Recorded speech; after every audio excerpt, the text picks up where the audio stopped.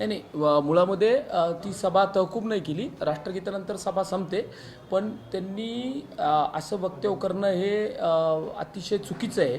आणि त्या बोलण्यामध्ये उल्लेख एवढाच होता, सन्माननीय सदस्य ऋषिकेश जयस्वाल यांनी तो प्रश्न मांडला होता की पंतप्रधान स्वनिधी योजनामध्ये या खूप हॉकर्सला 10,000पासून ते 1,00,000पर्यंत, आणि ज्यांनी ते सीड मनी म्हणून पैसे दिले होते आणि ते पैसे देत असताना त्यांनी असा कधी दुजाभाव केला नाही माननीय पंतप्रधानांनी की बाबा हे पैसे कोणाला चाललेत, गरीब माणसाला ती मदत व्हावी म्हणून तो केलेला निधी होता. तर त्यांना आठवण करून दिली ती. त्याच्यावर त्यांनी जे वक्तव्य केलं तर त्या वक्तव्याचा सगळ्याच शिवसेना, भारतीय जनता पार्टी, इतर सगळ्या लोकांनीच त्याच्यात निषेध केला. पण एक त्या सभागृहाची परंपरा असते, राष्ट्रगीत सुरू झाल्यानंतर आपण राष्ट्रगीतेचा अवमान होईल असं काही वागायचं नसतं. म्हणून राष्ट्रगीत चालू असल्यामुळं आमचे सदस्य पण शांत बसले, आम्ही पण शांत बसलो आणि पुन्हा सर्वसाधारण सभा होणारच आहे. आणि तो विषय जो आहे 67 क्रमांकाचा, त्यापासूनच पुढच्या सभेमध्ये प्रश्नपत्रिका सुरू होईल.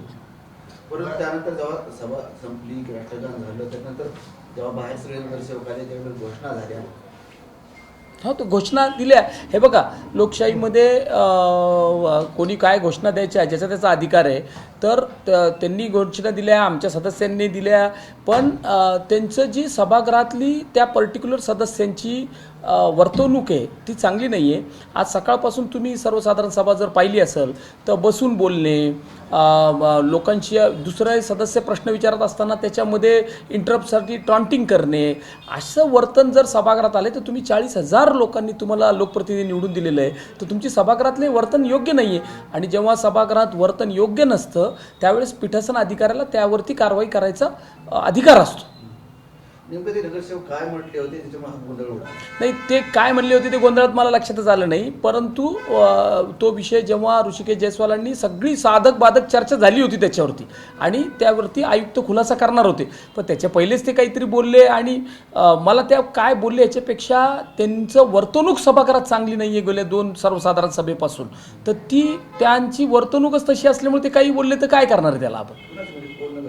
नाही, त्यांचं नाव का घेऊ मी? त्यांना नाव घ्या एवढे मोठे नाही आहेत ते. आणि त्यांची वर्तणूक, त्या MIMच्या नगरसेवकांची सभागृहातली वर्तणूक बरोबर नाही आहे. आणि त्याच्यामुळंच की त्यांना कायमस्वरूपी त्यांची प्रत्येक सभेच्या वेळेस वर्तणूक तशीच असते. सर्व पत्रकार त्या ठिकाणी सभा ऐकत होते. त्या सभेमध्ये ते नगरसेवक असं म्हटले की जो निधी पर्सनल किंवा दुकानदारांना दिला जातो तो पंतप्रधान नरेंद्र मोदी यांच्या खिशातून दिला जात नाही, असं ते उल्लेख केला होता. त्याच्यानंतर भाजप आणि शिवसेनेचे नगरसेवक आक्रमक झाले होते. हो, तर याबाबत काय कारवाई करणार? नाही, कारवाई काय ते बघा, ते इतिवृत्तात तर ते येणार नाहीत कारण राष्ट्रगीत सुरू झालं होतं. दुसरी गोष्ट अशी आहे की या देशामध्ये एक टॅक्स प्रणाली आहे, त्या टॅक्स प्रणालीतून येणारे पैसे आहेत ते सगळ्यांचेच पैसे आहेत ते. आणि त्याच्या बाबतीत इतक्या पंतप्रधानांनी जेव्हा एवढ्या लोकांना मदत केल्यानंतर तुम्ही त्याच्या बाबतीत असं बोलणं तर एकदम निषेधार्हच आहे. पण त्या सदस्यांची मी बौद्धिक क्षमता सांगतोय तुम्हाला की त्यांची बौद्धिक क्षमताच कमी येते, त्याला आम्ही काय करणार आहे आता? ते ज्या लोकप्रतिनिधी म्हणून त्यांनी ज्या पद्धतीनं सभागृहाच्या नियमानं वागलं पाहिजे ही त्यांना पद्धतच नाही आहे, तर त्याला दुसरे सदस्य तरी काय करणार?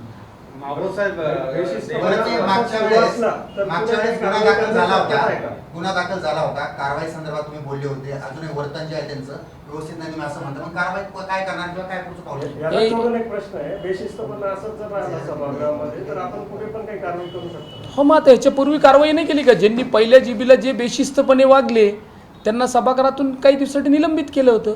तर ते आम्ही असं विचार करतो की बाबा हे सभागृह जनतेचा आणि विकासाचा प्रश्न मांडायचं व्यासपीठ आहे, तर तिथं कोणत्याही सदस्यावरती अशी कारवाई करायची वेळ पीठासन अधिकाऱ्यावर येऊ नये याचा आम्ही कसोशीनं पाळायचा प्रयत्न करतो. पण आता सारखंच वर्तन जर असं असेल तर आम्हाला मग जो कायद्यांनी महाराष्ट्र महानगरपालिका कायद्यांनी जे सभा कामकाज नियमावली दिलेली आहे त्या नियमावलीप्रमाणे कारवाई करावं लागेल.